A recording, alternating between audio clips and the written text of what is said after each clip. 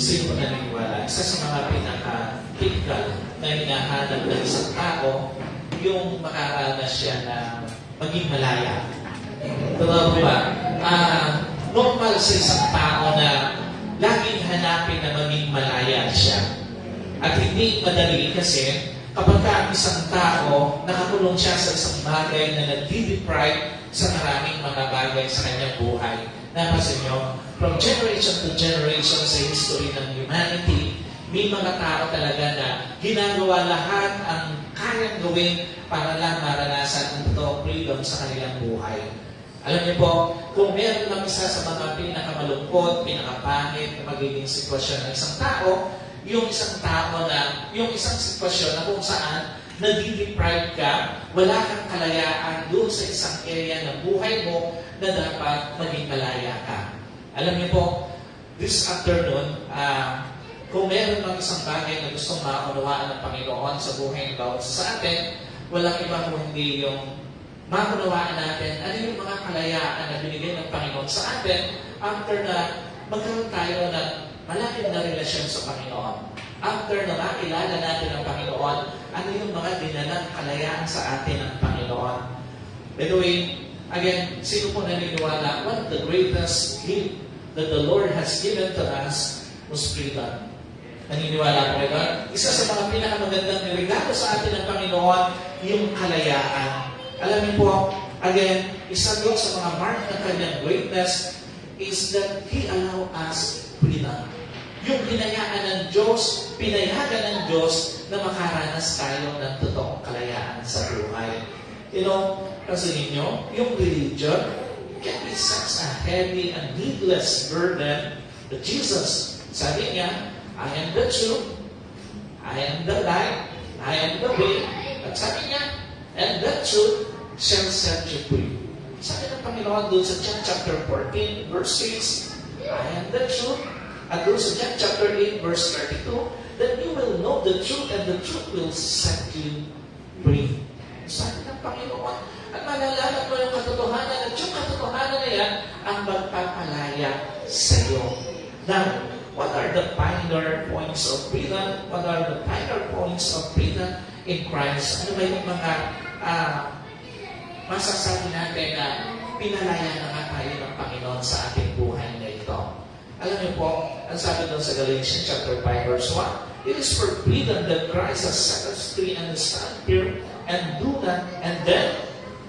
then do not let yourselves be burdened again by a yoke of slavery. Kung pinasin niyo, pag inalam niyo, yung binasa natin dito sa Galatians, para siyang redundant, para siyang paulit-ulit lang. Freedom to be free, you were set free to be free. Alam niyo po, again, isa sa mga purpose na magkaroon tayo ng malinaw na relasyon, malalim na relasyon sa Panginoon is for us to be able to know what freedom really was. Yung ano ba ang ibig sabihin talaga ng pagiging malaya sa buhay na ito? Ano ba yung ibig sabihin ng pagiging malaya, lalo na pagdating doon sa iba't ibang areas ng buhay na hindi ka naman dapat nakakulong? Alam niyo po, again, nobody is totally free. Lagi tayong merong mga bagay na nagkukulong sa atin sa maraming areas ng buhay natin. Before Christ become our liberator, mayroon tayong iba't ibang mga master sa buhay natin. May mga tao na ang master niya, yung kanyang bisyo, yung kanyang yung mga bagay, yung kanyang kahinaan sa buhay, yung kanyang kasalanan, ito yung mga bagay na nagkukulong sa kanya sa maraming areas sa buhay na meron siya. Before Christ, sabi nga, it was the devil that nagiging master ng maraming mga tao, nagiging amo ng maraming mga tao. But, again, in Christ's times, He is our Master. Nung makilala mo si Kristo, nung magkaroon ka ng relasyon kay Kristo, nagbago ang takbo ng buhay mo, nagbago ang kwento ng iyong buhay. Sabi doon sa Psalms 146 verse 7, the Lord set prisoners free. Alam niyo po, maraming mga areas ng buhay natin, again, gaya po ng aking nabanggit, May mga pagkakataon nakakulong tayo. Yung gusto nating umalis doon pero hindi tayo makaalis. Maraming mga tao nakakulong sa kasakitan, gustong bumangon sa sakit pero hindi makabangon sa sakit. Maraming mga tao nakakulong doon sa kanyang pagkabaon sa utang, sa pagkabaon sa kanyang mga pananalutang pinansyal. Maraming mga tao nakakulong doon sa kanyang sama ng loob. Gusto din man niyang bumalik o makaalis doon, pero hindi makaalis doon. Maraming mga tao, alam niyo po, hindi lang doon sa usapin ng finances, hindi lang doon sa usapin ng physical na karamdaman. Sometimes, again, we are imprisoned doon sa maraming areas ng buhay natin. So, kung bakit gusto ng Panginoon na maunawaan mo na hindi ka lang basta nakakilala sa Kanya, hindi ka lang basta nagkaroon ng relasyon sa Kanya, hindi ka lang naligtas doon sa eternity nung makilala mo siya, tanggapin mo bilang Panginoon at tagapagligtas, kundi mas gusto ng Panginoon na maunawaan mo na kasabay doon, maraming areas ng buhay mo yung pinalalayakan niya. Maraming areas ng buhay mo ang gusto ng Panginoon, maunawaan mo na anak, hindi ka na dapat na nakakulong pa diyan sa area na yan ng buhay mo. Na what freedom God wants us for His people to experience. Alam niyo po, number one, God wants you to be free from the bondage of rituals. Alam niyo po, napansin niyo, nung hindi pa tayo nakakakilala sa Panginoon, wala pa tayong relasyon sa Panginoon, ang dami natin mga ginagawang ritual sa ating buhay. Minsan pagka may sakit tayo, ang mga maraming ginagawang ritual, minsan meron pang nagpapahid ng kung ano-ano doon sa kanyang mga anak para lang nasabi na gumaling. Ang daming mga maling ritual sa buhay na ginagawa. Napansin niya? Alam niyo po, when the Lord taught His disciples many things, they had no process. Pero, napapansin niyo, isa sa mga pinakita ng Panginoon dito ay yung kinakailangan nila na umalis doon sa kanilang mga nakagawian, doon sa mga Jewish traditions or doon sa mga orientation na kung saan ay hindi na nila kailangan pa sa kanilang buhay. Sino po naniniwala? Maraming mga bagay sa buhay natin na ginagawa natin, sa totoo lang, hindi na naman natin kailangan gawin pa. Ikaw ba yan? Kaya na nung makilala mo si Kristo, nung tanggapin mo si Kristo bilang Panginoon, sariling tagapagligtas, kasamang pinalalaya ka ng Panginoon doon sa maraming rituals ng buhay mo. Kaya nga pansinin nyo, Christianity is slowly become a distinct body of faith and religion and belief apart from Judaism, which is traditional religion of the Jews. Although, sabi nga, Judaism, ang foundation, ang root, pero ang Panginoon, pansinin nyo, bigla siyang umamyo na sinasabi niya na hindi na dapat pa yung mga bagay na yan. Kasi nga, doon sa kanilang mga panahon, yung ginagawa nila para makalapit sila sa Panginoon, para makapag-repent, yung kanilang makahingi ng kapatawaran, naghahandog pa sila ng mga hayop, naghahandog pa sila doon sa lugar kung saan sila tinalaga para maghandog. Pero, sabi nga ng Panginoon, maraming mga ritual dapat hindi na ginagawa ng isang tao nung dumating siya sa kanilang buhay. So, dito, ang tanong, paano yung mga, doon kasi sa kanilang panahon, doon sa mga Jews, na kung saan ay nasanay doon sa mga rituals na yun, pero ang tanong, paano naman doon sa mga hindi Jews na nakakilala sa ating Panginoon? So, ano yung mga bagong orientation na dapat ay matutunan natin na hindi na natin dapat ginagawa pa sa buhay natin? Alam niyo po, sa totoo lang, gaya ng aking nabanggit, napakarami natin ginagawa mga ritualistic na sa buhay natin na hindi na natin dapat gawin pa. Alam niyo po, nagsabihin ng Panginoon that you will be my witness in Jerusalem, Judea, Samaria, and to the ends of the earth. Ang ibig sabihin nito, dapat ang lahat ng tao makakilala sa Panginoon at hindi lang sa pamamagitan o hindi na dapat doon sa pamamagitan ng mga ritual na naunawaan nila before, kung hindi na sa pamamagitan ng pagkatuto doon sa mga salita ng ating Panginoon. Alam niyo po, malinaw na malinaw, hindi ritual kung hindi ang dapat na maging daan para maging Kristiyano tayo, maging Christian tayo, ang mahalaga, yung itinuturo ng Panginoon na yung pananampalataya, ang tanging daan para ikaw ay makalapit sa Panginoon, para ikaw ay magkaroon ng bagong buhay, para ikaw ay maging isang Kristiyano. So, hindi na yung mga itinuro before na mga ritual, hindi na yung mga itinuro na mga lumang pamamaraan o hindi dapat na pamamaraan. Alam niyo po, pansinin niyo, sa totoo lang, nawawala ng kabuluhan yung salvation na binigay sa atin ng Panginoon. Kapag kasi sinasamahan pa natin siya ng maraming mga rituals na wala namang kinalaman para ikaw ay totoong maligtas. Ikaw ay totoong mapanatid sa Panginoon. Kasi nga, ang ating pong pagkakilala sa Panginoon, yung ating tinanggap na salvation, wala naman itong kasamang ritual eh. Wala naman itong kasamang iba pang dapat gawin. Ang kailangan mo manampalataya ka sa Panginoon at magkakaroon ka ng buhay na walang hanggan.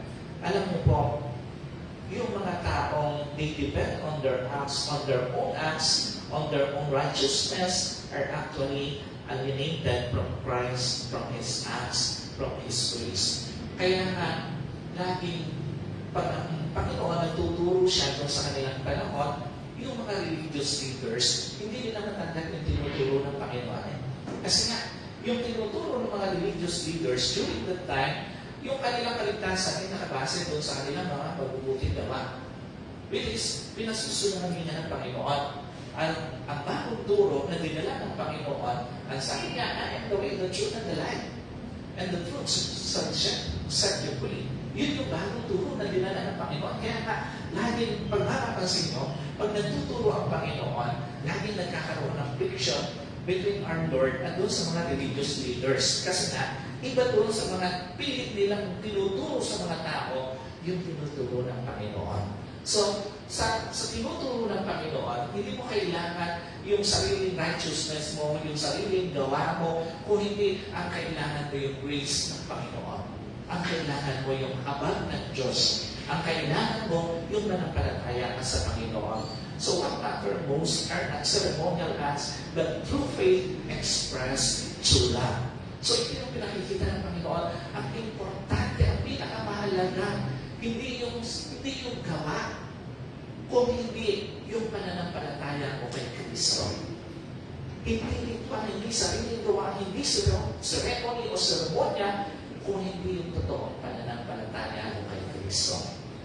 Na naniniwala ka na yung ginawa ni Kristo sa ngayon para maligtas ka. Hindi mo kailangan pagpapaluin pa yung likod mo, hindi na kailangan sasaktan pa yung sarili mo para maligtas ka. Mamalapit ka sa Panginoon. Sapat yung ginawa ng Panginoon. Alam niyo po, sapat na sapat, it's a genuine faith expressed through love that matters. Alam niyo po, kung totoo naman yung pananampalataya mo kay Kristo, totoo naman yung pagkilala mo doon sa kanyang ginawa na sapat na yun para maligtas ka. Hindi mo na kailangan yung sariling mga gawa. And another thing, that wants you to be free from the bondage of tradition. So, if people are called to be free in Christ, ang tanong, malaya ka na ba talaga? Yan yung itanong natin sa ating mga sarili. Totoo bang malaya na tayo o baka tayo ay nakakulong pa rin doon sa ating mga nakagawin ang tradisyon sa buhay. Baka tayo malaya pa rin o nakakulong pa rin doon sa mga maling nakagawin natin sa ating buhay. Sino po ito yung pagbilim ayaw na magwalis ng bahay? Tapos pagliwanag, tinatamad magwalis ng bahay pa rin. Alam niyo po, marami tayong mga tradisyon sa ating buhay na hindi mo naman kailangan talaga. People should be free and are to be free from needless traditions and rituals in life. Alam niyo po, people should be from dependence on and from the burden of works. Huwag mong pilitin sa sarili mo na maligtas ka. Hindi mo kakayanin. Si Kristo lang ang may nakayanan. Na iligtas ka doon sa kapahamakan sa impyerno. Hindi yung kahit na anong gawin mo pang buti sa buhay, hindi makapagliligtas sa iyo. Alam niyo po, kaya nga, alam niyo, nakakaawa yung mga tao na napaniwala na ang kaligtasan at yung ikabubuti ng kanilang kaluluwa, nakasalalay doon sa kanilang mga mabubuting gawa, nakasalalay doon sa performance nila sa buhay. Alam niyo po, nakakaawa yung ganong klase mga tao. Kaya, pakiramdam nila, hindi sila pwedeng umabsent doon sa kanilang gawain, hindi sila pwedeng umabsent doon sa kanilang church, kasi baka pag umabsent sila at dumating ang Panginoon, ay baka hindi sila makasama doon sa langit pagdating ng Panginoon. So, maraming mga naniniwala, maraming mga tradisyon na hindi naman dapat nang gawin dahil nagpukulong lang ito sa isang tao. Napansin nyo, maraming mga relihiyon na doon sa maraming mga turo, sobrang na-oppressed yung mga tao. Kaya nga galit ang Panginoon doon sa mga religious leaders during their time na kung saan, sabi niya, ang ganda ng layunin sana ng kautusan ng law, pero dinagdagan pa ng mga Pharisees, ng mga Sadducees, dinagdagan pa nila para lalo lang nagpahirap doon sa mga tao. Alam niyo po, hindi ito yung motivation. Dapat, bakit tayo umaattend, bakit tayo pumupunta sa gawain na para lang magkaroon ng points doon sa mga mabubuting gawa. Besides, sabi nga ng Panginoon, yung mga mabubuting gawa natin, pagdating doon sa kanyang harapan, ay parang paruming masahalan. Kaya nga hindi mo pwedeng gamitin standard para ikaw ay magkamit ng kaligtasan, para ikaw ay mapalapit sa Panginoon, yung mga mabubuting gawa. Alam niyo po, again, people who depend on works for salvation will never have peace. Hindi ka totoo magkakaroon ng kapayapaan sa buhay. Kapag yung kaligtasan mo, nakadepende doon sa gawa mo. Nakadepende doon sa gawa. No. Kahit kailan, hindi ka magkakaroon ng kapayapaan. When it comes to salvation, peace come only when you know that your salvation is dependent on the Lord's word, not your words. Magkakaroon lang tayo ng totoong kapayapaan sa puso na alam ko, pag alis ko dito sa mundo, sa piling ako ng Panginoon, kapag malinaw sa iyo, na yung tinanggap mong kaligtasan hindi dahil sa ginawa mo, kundi dahil sa ginawa ng Kristo sa buhay mo. So dapat malinaw sa atin yung mga bagay na yun. That is based on your faith on Jesus and not on your performance or work. So yung pananampalataya na yun, yung kaligtasan na yun, nakabase dapat lagi doon sa pananampalataya mo, hindi doon sa gawa mo, sa gawa ni Kristo at hindi sa gawa mo. So, another thing, God wants you to be free from the bondage of living to serve and do good things. Napansin nyo, may mga relihiyon na ito lang yung dapat magturo, ito lang yung dapat na gumawa ng ganito o ganon pagdating doon sa paglilingkod sa Panginoon. Pero alam niyo po, ang Panginoon, isa sa gusto niyang lumaya tayo doon sa limitasyon na makapaglingkod tayo sa Panginoon, makagawa tayo para sa Panginoon. Napansin niyo, may mga tao na may mga grupo na pagka ganito ka, hindi ka patatayuin, hindi ka pwedeng mag-serve. Alam niyo po, sa totoo lang, lahat naman tayo, meron tayong mga shortcomings sa buhay. Totoo ba yan? Kahit na pastor, kahit na mga leaders ng simbahan, kahit na sino dito, walang makapagsasabi na walang pagkakamali at kahinaan sa buhay. Lahat tayo, meron tayong mga shortcomings, marami tayong mga failures sa ating buhay, marami tayong mga kakulangan. Na maaaring kahit tatakot ng ganda mo, maaaring kahit tatakot ng guwapo mo, ang lalaki mo, pero ang totoo, kilala tayo ng Diyos. Alam na alam ng Diyos yung mga kahinaan natin. Kaya nga isa sa mga gusto ng Panginoon na maging malaya tayo, doon sa limitasyon na makapag-serve tayo sa Panginoon. No matter who you are, no matter what is your past, ang gusto ng Panginoon, makita mo na malaya kang makapaglingkod sa Panginoon. Hindi dahil sa pangit ang kahapon mo, hindi dahil sa pangit yung sitwasyon mo, ay hindi lang pwede makapaglingkod at makagawa ng mabuti sa Panginoon. Nakasin niyo yung kwento tungkol doon sa isang babae na na aktuhan na nananalo niya. Ano ginawa ng mga religious leader sa babae? Dinala sa Panginoon at doon sa lugar na yun, ang sabi ng mga tao, nahuli po namin ang babae ito na nananalo niya. And during the time, yung kapakusahan para doon sa panganalo niya ay kamatayan through stoning o doon sa pagbato. So, ang sabi ng Panginoon, hindi siya sumagot ng sige, batuhin niyo na siya. Ang sabi ng Panginoon, kung sino man ang walang kasalanan, siya yung maunang bumato. Anong pinapakita dito ng Panginoon? From the very beginning, malinaw na sa Panginoon na tayo bilang tao, marami na talaga tayong mga kahinaan at kakulangan sa buhay na hindi mo dapat tinitingnan na hadlang para makalapit ka at makapaglingkod sa Panginoon. Dapat ganun din ang simbahan. Dapat hindi tayo tumitingin na dahil merong ganitong nakaraan, merong ganitong sitwasyon ng tao, hindi na pwede makalapit sa Diyos. Kaya nga tayo binibigyan ng ganang na kalayaan ng Panginoon maging doon sa area na yun ng ating buhay. No, madalas, sa totoo lang, alam niyo po, madalas yung mga tao mapapusyan, sila pa yung maraming nakatagong kamalian sa buhay.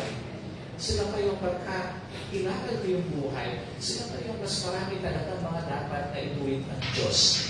Kaya nga tayo hindi dapat na nalilimitahan na makapaglingkod, makagawa ng mabuti sa ating kapwa dahil lang merong ganito at gano'n. Alam niyo po, ano tinuturo dito ng Panginoon? Those who understand salvation by faith will not be done from ritualistic freedom, from ritualistic religion, at doon sa klase ng religion na sobrang mapangkusyan. Alam niyo po, they will have freedom, sacrificial works, and this freedom can give people much time for many other things. Pansinin niyo, kung ikaw ay malaya na doon sa maraming mga ritual, tradition sa buhay, malaya ka na doon sa mga maling paniniwala sa buhay, lalo na doon sa paghusga ng maraming mga tao sa buhay mo, mas malaya kang makakalaw eh. Napansin niya? Kaya nga alam mo po, yung madalas na tinuturo ko, hindi importante yung tanong ng tao sa iyo, at ang importante yung tanong ng Diyos sa iyo. Hindi importante yung tingin ng tao sa iyo. Kasi, kaya nga po kami na mag-itso mga tumitingin sa iyo ng hindi maganda, maaaring sila pa kayo, mas maraming mga tinatawang balik sa buhay. Alam niyo po, kaya hindi natin dapat na hinahayaan na nakukulong tayo doon sa limitasyon na hindi makapagsalot sa Panginoon, hindi makalapit sa Panginoon kasi at tingin mo parang hindi ka worth, hindi ka karapat dapat na makalapit sa Panginoon. No. Ang Panginoon ang naglinis sa iyo doon sa kasalanan mo sa nakaraan, sa kasalukuyan at maging doon sa hinaharap kasama yun sa binayaran ng Panginoon sa iyo. Alam niyo po, again, hindi mo na kailangan saktan pa, hindi mo na kailangan sugatan pa, o ipako pa yung sarili mo para maging dapat ka lang sa harap ng Panginoon, para makapaglingkod ka lang sa Panginoon, para makagawa ka lang ng mabuti. Alam niyo po, hindi na kailangan mag-orasyon, oras-oras. Isipin niyo, pag sinabi ng Panginoon na free na kayo from rituals, you will not be unto doing and other good things in life. Pag sinabi ng Panginoon na malaya ka na para gumawa ng gawin yung mga bagay na makapagbibigay ng kaluwalhatian sa Diyos, no matter what, yung tingin ng mga tao sa iyo, alam mo, ang gaan na magiging paglilingkod mo sa Panginoon. Kung hindi ka titingin, kung hindi mo hahayaan malibitahan ka para sa paglilingkod sa Panginoon at makalapit sa Panginoon. Alam niyo po, yung kalayaan na binibigay sa atin ng Panginoon, this should be used in loving and serving people. Dapat matapos natin maunawaan yung totoong essence ng ating kaligtasan, ng kalayaang dinala ni Kristo sa atin, dapat ang nagiging bunga nito yung paglilingkod natin sa pamamagitan ng pagmamahal sa ating kapwa. Pansinin nyo, yung Carlos doon sa Old Testament, the Carlos is not about little sacrifices and ritual, it is about loving people as loving oneself. Sa totoo lang, yung mga kautusan na babasa natin doon, hindi naman ito tungkol lahat lang doon sa ritual, hindi lang naman ito tungkol doon sa mga ceremony, marami doon tungkol doon sa pagmamahal sa kapwa, sa sarili, lalo na tungkol sa pagmamahal sa Diyos. So, dito, pansinin nyo, kung yung mga sinasabing mga laws na yun na nakasulat, kahit pa dito sa kabuuan ng Old Testament, ay makabisado mo, pero hindi ka naman mapagmahal sa kapwa mo, lahat yun baliwala.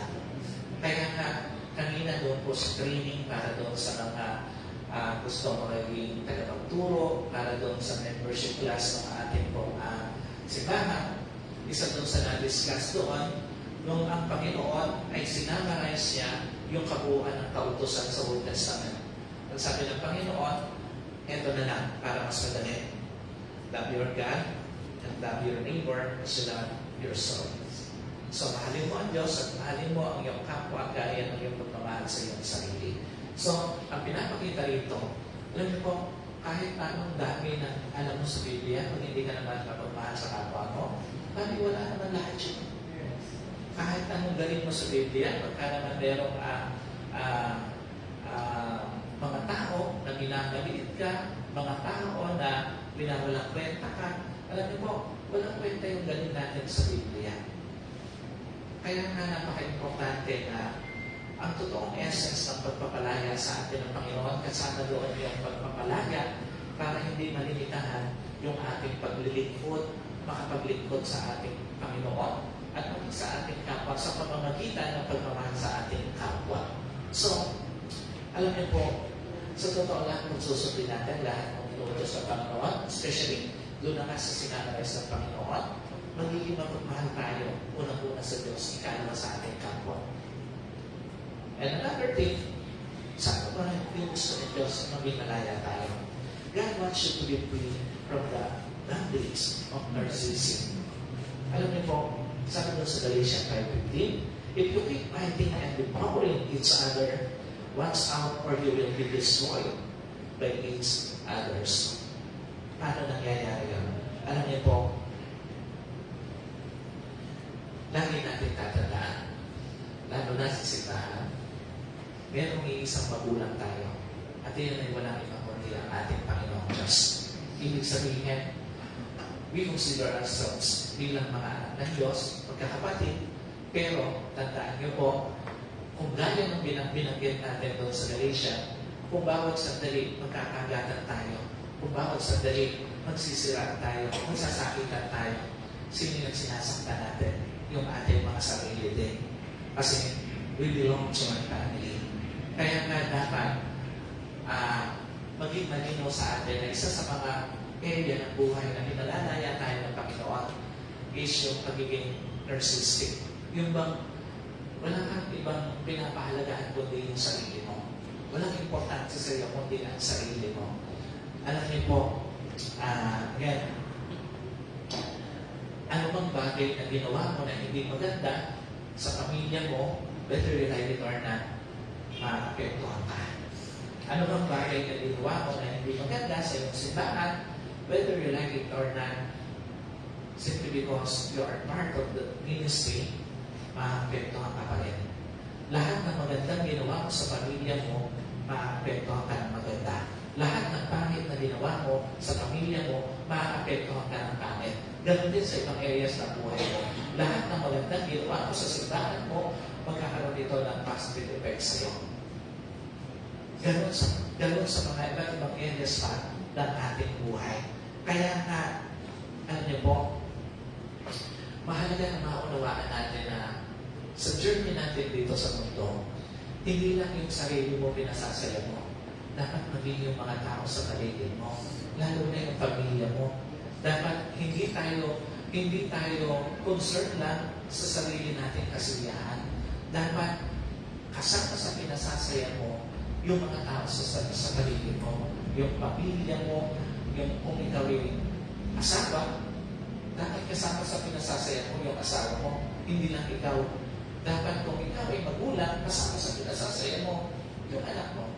Kung ikaw naman ay magulang o manugang, dapat kasama sa pinasasaya mo yung biyanan mo. Minsan, isa sa mga typical na problema pagdating sa bahay, lalo na yung mga magkakasamang mga magbiyanan, magpagulang, ay manugang. Alam mo, minsan, mas matindi pa yung friction sa pagitan ng manugang at ng biyanan. Pero alam niyo po, sa ayon sa gusto mo, kung nagkakaroon kayo ng friction at hindi magkakawawaan, pare-parehas naman kayo naapektuhan. Totoo po ba yan? Naapektuhan ka, naapektuhan siya, naapektuhan ng iyong asawa, naapektuhan ng buong pamilya. Kaya nga dapat, lagi natin tatandaan, sa buhay nito, hindi lang sarili dapat ang pinasasaya, kundi maging yung mga tao sa paligid mo. Hindi lang yung sarili mo binubusog mo, kundi yung mga tao sa paligid mo. So, lagi natin titingnan na hindi tayo nabubuhay para sa sarili lang natin, kung hindi dapat nagmamahal din tayo sa mga tao sa paligid natin. Ano ibig sabihin nito? It's like you cannot harm other without harming yourself. Hindi mo pwedeng saktan ng ibang tao na hindi ka masasaktan. Yun ang reality mo. So, hindi mo pwedeng saktan ng iba nang hindi ka nasasaktan. There's nothing that can happen to your fellow man, to your family, to your church. That will not happen to you directly or indirectly. So, lahat ng ginawa mo, again, gaya ko ng aking nabanggit, mabuti at masama, may epekto sa iyo.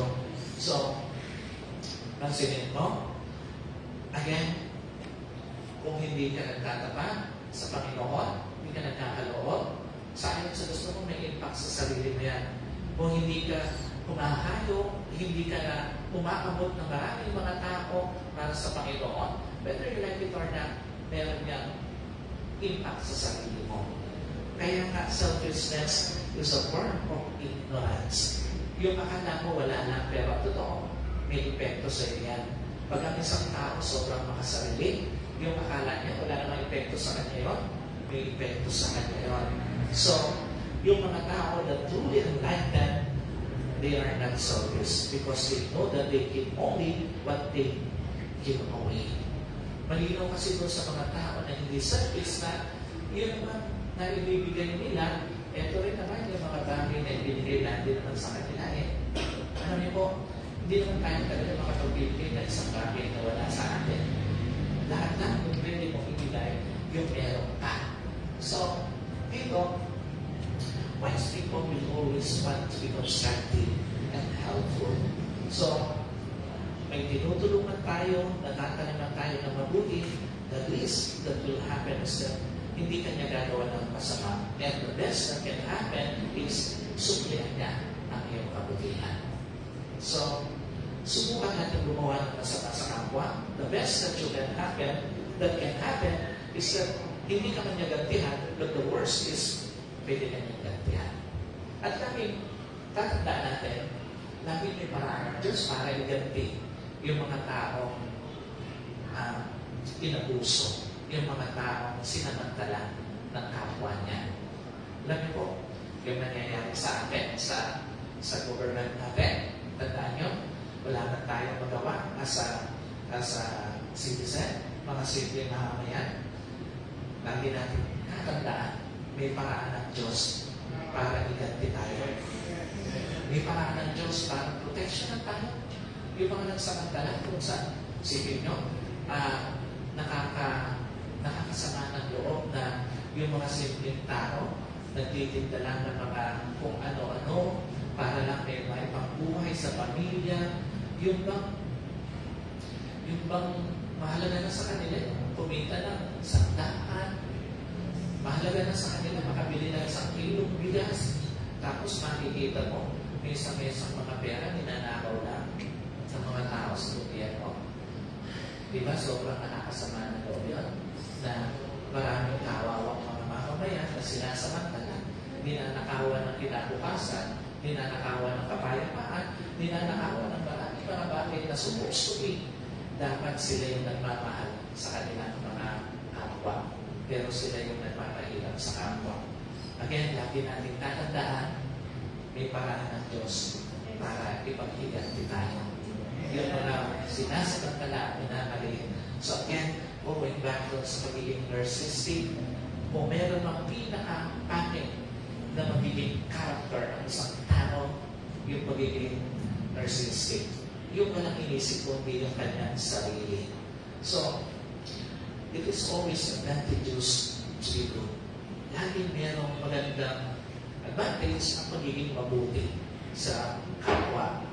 Sabi doon sa Matthew 25:14, the king will reply, I'll tell you the truth, whatever you did for one of the least of these brothers or men of mine, you did for me. So, once more, si Lord, in-emphasize niya, mahal mo ako, mahalin mo ang iba. The best way to love me is to love people. So, sabi ng Panginoon, ang pinakamagandang paraan para mamahal mo ko, mahalin mo yung kapwa mo. So, alam niyo po, natutuwa ang Diyos pag minamahal natin yung ating kapwa. At paano naman natin mamahalin ang Diyos? Alam niyo po, hindi mo naman pwede bigyan ng makakain ng Diyos. Hindi mo naman pwede bigyan ng maisusuot ang Diyos.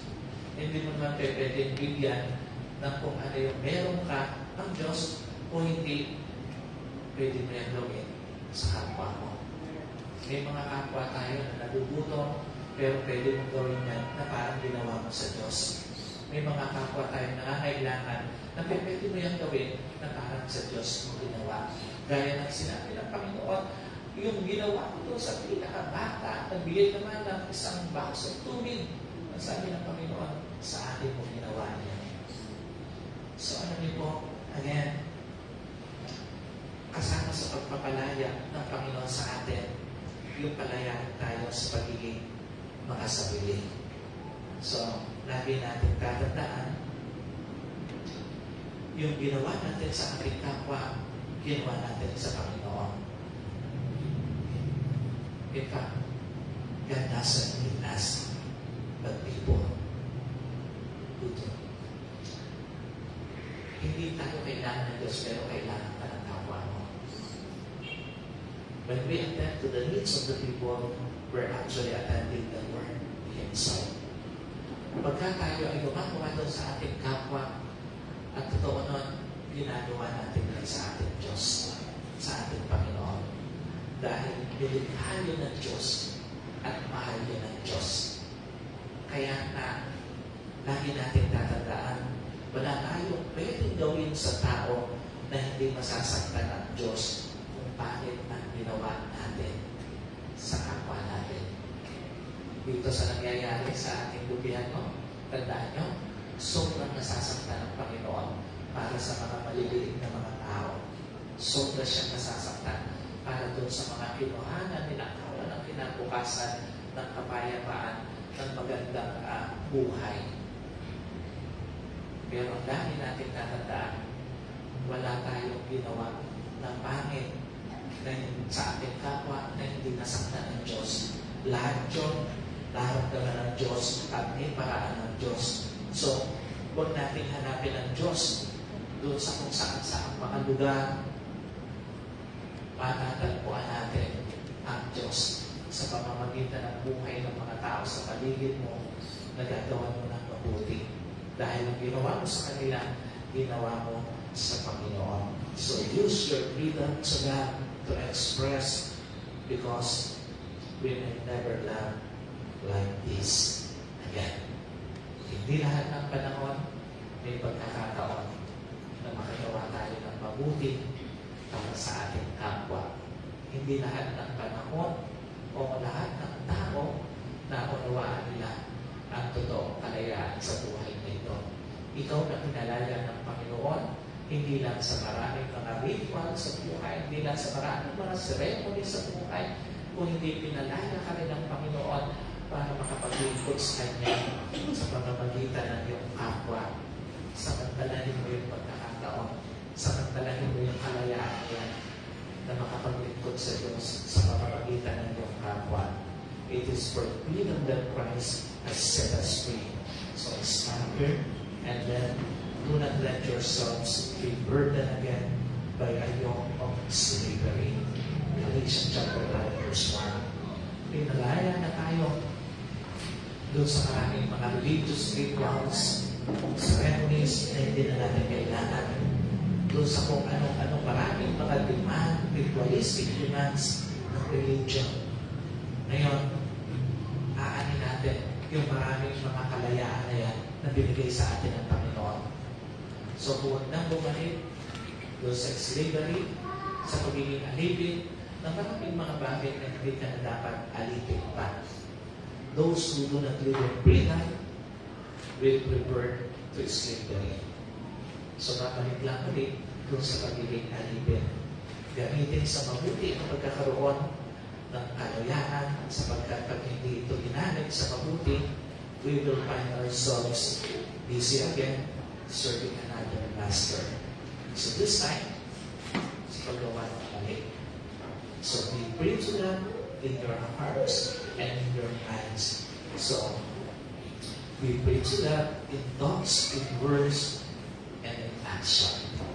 Nasa sa iyo ngayon ang lahat ng kalayaan para maglingkod, magmahal sa Diyos sa pamamagitan ng iyong kapwa. Nasa sa iyo ngayon ang lahat ng kalayaan para mahalin ang Diyos sa pamamagitan ng iyong kapwa. Nasa sa iyo ngayon ang lahat ng kalayaan para sa pagbibigay ng pansin sa pangangailangan ng iba at ng hindi lang ng sarili mo. God has already set us free. So let us pray. Panginoon, sa oras sa ito, nagpapasalamat po kami sa iyo. Lord, salamat sa iyong pagtuturo. Salamat sa kalayaan. Salamat sa maraming mga bagay na akala namin, Panginoon, ay tama pero mali. Salamat sa pagpapalaya sa maraming bagay na akala namin okay lang na masyado kami nakatuon, nakapokus sa aming mga personal na interest. Nakakalimutan namin na, Lord, bahagi kami ng iyong creation at nais mo na yung buhay namin ay maging reflection ng iyong pagmamahal sa aming kapwa. Na ang buhay namin ay maging reflection ng iyong pagpapahalaga sa aming kapwa. Tulungan mo po kami na lagi namin makita hindi lang yung aming personal na kagalingan kung hindi yung para sa aming kapwa. Tulungan mo kami na makita na napakalaking pribilehiyo pala ang makapaglingkod sa iyo sa pamamagitan ng aming kapwa. Muli po, lahat ng aming natanggap na mga turo mula sa iyo sa oras na ito, matanim po sa aming puso at magkaroon ng bunga una na sa pamamagitan ng aming mga pamilya. Bago kami pumunta sa iba, tulungan mo kami, Panginoon, turuan mo kami na mas ilapit muna namin yung aming mga pamilya sa iyo. Tulungan mo kami na yun muna mga pinakamalalapit sa amin bago kami lumayo para sa aming pagsunod sa nais mo, para sa aming kapwa. Salamat po muli sa kagawa po ng gawain ito. Wala po ibang natas na ikaw lamang sa mga